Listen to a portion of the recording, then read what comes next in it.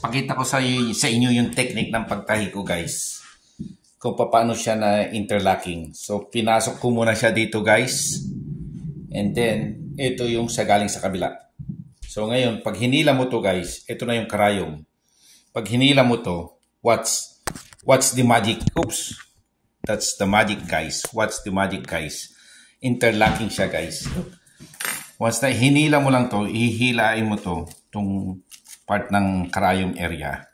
Kusya na siyang maglalak, guys. Watch. Kita mo yon? Kung makikita nyo yung guys, ito yung galing sa kabila. Ito, pinasok ko doon. Lumabas dito. Sa kabila ko siya, guys. Sa labas ko siya pinapasok yung karayom. Tapos papasok siya dito.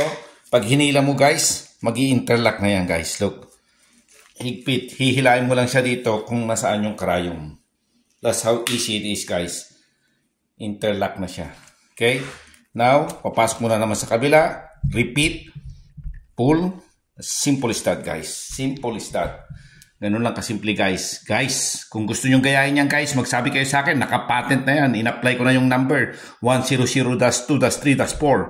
Okay? Bye-bye, Tube you. Thumbs up.